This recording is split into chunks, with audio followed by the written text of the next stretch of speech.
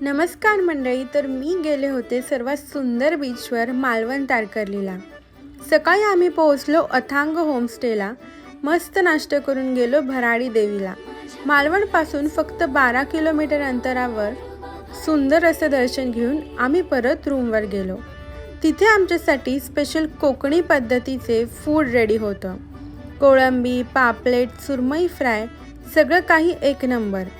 जेवण झालं की आम्हाला आतुरता होती बीचवर सुंदर सनसेट बघायची. मग काय, वॉक करत पोहोचलो समुद्रावर.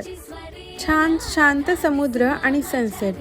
परत काही गेम्स खेळून दुसऱ्या दिवशी आम्ही निघालो बोटिंगला.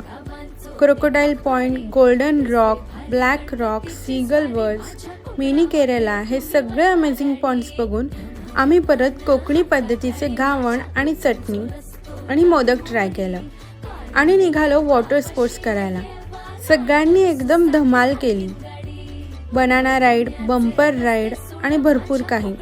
परत सकाळी फ्रेश होऊन निघालो पुण्याला. मग मंडळी, तुम्ही कधी जाताय हा सुंदर अनुभव घ्यायला मालवण?